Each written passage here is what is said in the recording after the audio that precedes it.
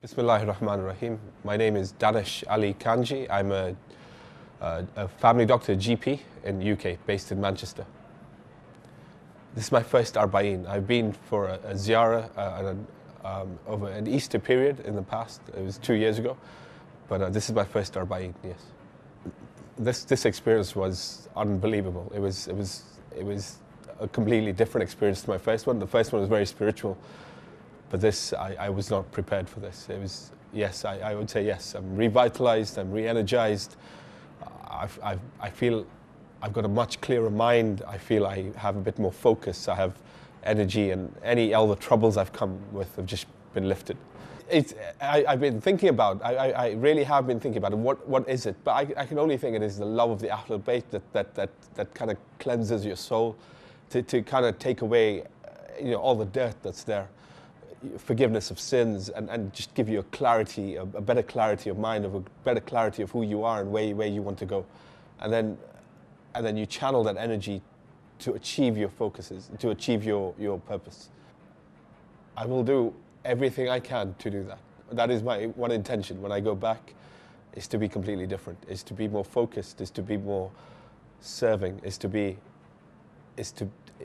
try and follow the Ahlul Bayt the way the Hadith tell us to follow, and not be self-serving, not to be selfish, not to be looking at a capitalistic sort of view of the world, but to be a more generous, a more giving, a better human being, basically. I think from the moment you start off in Najaf, you see the generosity, you see the spirituality in Karbala, in the holy shrines. You see the people walking, the elderly, the young, the disabled. You see the generosity of the people around you. You see everybody with one voice, calling out Labbaik ya Hussein, Labbaik ya Abbas. It is mind blowing. You can't help but feel the energy, and then I think you use that energy to read, and you have that time also. I feel I don't have enough time in the UK, to contemplate, to reflect, to look at the flaws in my life and try and find ways to correct them. And I think I've had that space to do that. I think it has to be action. It has to be action. I think if people see the difference it's made in me, inshallah, I hope it. I pray to Allah that it has. But once they see that, I think it'll inspire them, and I think that's how it goes. I've seen people who come here year after year after year, and to be honest, that's one of the reasons that I came as well. I've seen friends who I knew from a young age who were changed people, completely changed, and that was one of the motivators to come, and I can see why now. I can see the energy that they've used it in the correct way, and inshallah, Allah gives me the tawfiq to be able to do the same thing. I would say come and experience this miracle. Come and experience this phenomenal energy, this phenomenal spirituality, this phenomenal love for the Ahlul Bayt, and then go home with a cleansed soul, and go home and make a difference in your life. Bismillahirrahmanirrahim. My name is Dr. Muhammad Abbas, and I am a GP, a doctor, medical doctor. Something unbelievable happens, really. Your heart jumps straight to Abu Fadl and straight to Muhammad Hussein alayhi salam, and that's it, really. You can't think about anything. You just feel from the heart that you're home, you're with your beloved. Your heart starts pouring out everything. How much I've missed you, where have you been? Life is not the same without you. You can't help but your tears form and fall, and you don't know what's happening, and your walking slows down, you stagger, and you feel upset. You say, why have you held me away from you for so long? I've missed you so much. I don't know, so many emotions. You feel so happy and so amazing. Yeah, spirituality has many different meanings. It's a very complex matter. I think spirituality in Karbala is something totally different, because Every year we commemorate, we remember Ashura, remember Imam Hussein alayhi salam, Ashura Zainabiyya. We are always thinking, but it's not just that time, every single day we remember him. Just like the 12th Imam cries tears of blood, we also try to remember him every day, and our whole lives and the work we do in the UK and everything is based around him. But there's an energy, a spiritual energy, a vibe here in Karbala, which is nowhere else, absolutely nowhere else. You can be in the best place, you can be in the best majalis, but when you're close to the Aimma alayhi salam, it's something amazing, something energy. You can feel it in the way that you step in, and suddenly there's an aura, there's a feeling that overcomes you. You're close, and the closer you get, the more time you spend, the more you feel alive from within. And you know that the Imams and Abu Fadl alayhi salam are all watching you, looking after you, smiling at you, caring for you. Every moment, every second you're doing anything, they're looking after you from their position, watching you, saying, Muhammad Abbas, I'm watching you, I'm looking after you. Come to me, spend time with me. And you absorb their reflection, sort of spirituality and energy, and it just gives you such a massive boost. And alhamdulillah, it's the best feeling to be here. Inshallah. I mean, I think Karbala is a university of ideas, ideologies, teachings, and the teachings are from the Ahlul Bayt alayhi salam, which means what? It means they're impossible to quantify, innumerable. But those ones that come to us are the ones that we really want to pick up. When you see Abu Fadl alayhi salam pick up water, take it to his lips and throw it for his master, you remember that you can be patient in the UK when someone does something. You have to try to take this message and take it back to your normal land, where you're driving your car and someone cuts you up. Am I going to swear? Am I going to shout? Am I going to be calm? Am I going to be like Imam Kadhim and just control my anger? Like Abu Abdullah, right till the last moment, he's telling them, come, there's salvation here. These are the qualities of people who are the best of humans, and they give you the best of examples.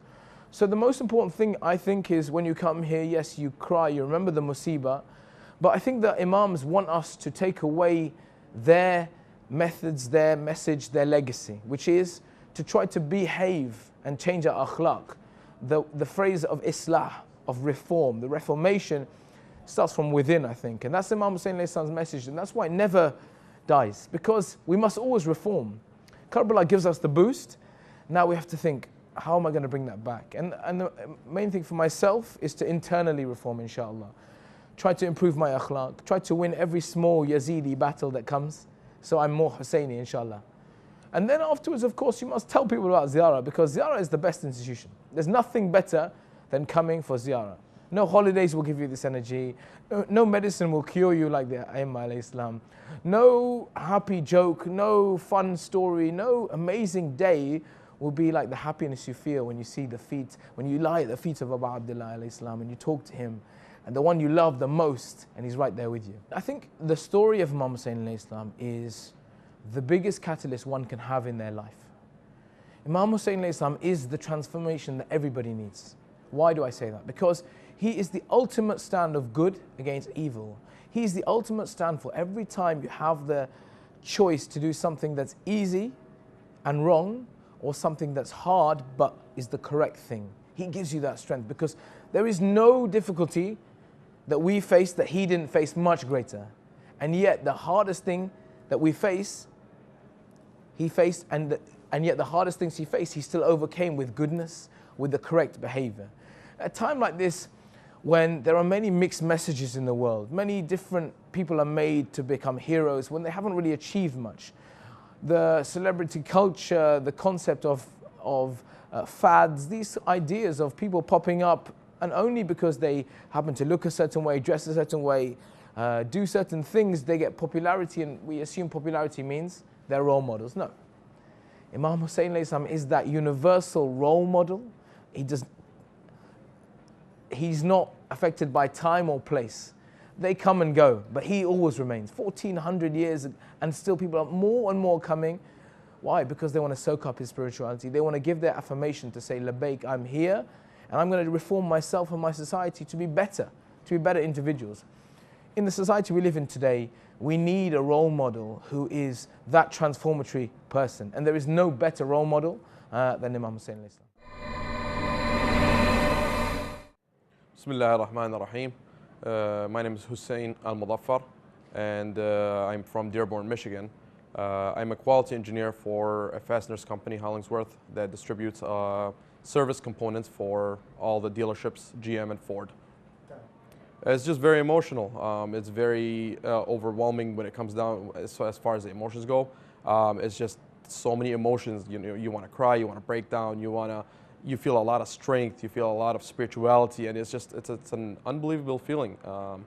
It's just so much going on at once that your body wants to absorb it all, but it's as if it's on another league. So, you know, you feel your inner spirituality just come out, and you feel your, you know, there are feelings that you never thought you can feel before, as far when it comes down to, you know, caring and how emotional you can get. And when you're in Karbala, I don't know what it is, if it's the gravitational pull, if it's the people all around you, the spirituality that's going on, the vibes that you feel.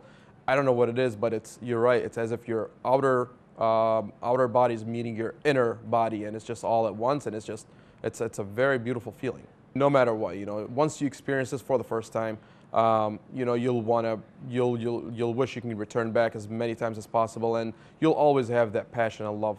I mean, I certainly do feel a lot different than when I first came here, because I didn't know this is, like I said, this is my first time here. So I think, you know, I think we're heading in the right direction as far as that goes. Well, I mean, it is, first and foremost, it is my homeland and the land of the Imams.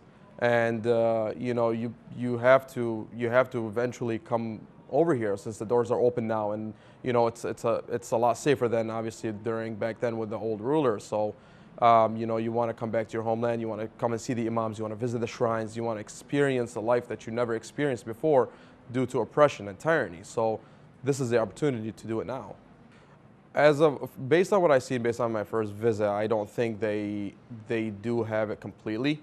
However, when it comes down to their ethics, and when it comes down to their love for the land, and when it comes down to their love for the Imams, you know, I believe they have a strong aqeedah, and they do have values, and they can definitely stand a chance.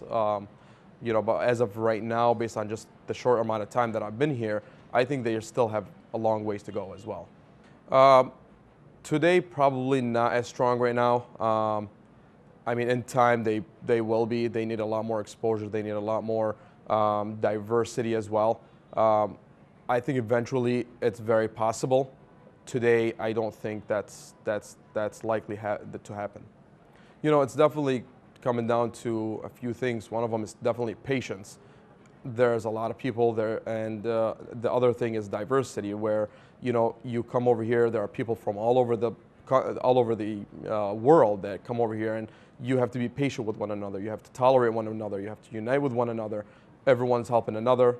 Yes, there's a lot of tension, but that's where the patience kicks in, and you have to be very patient. And, you know, at the end, you know, once you pretty much get to that level to where you're understanding each other, maybe there's a language barrier, but spirituality ends up coming along with one another, and that's where you can build the tolerance and the unity at the end.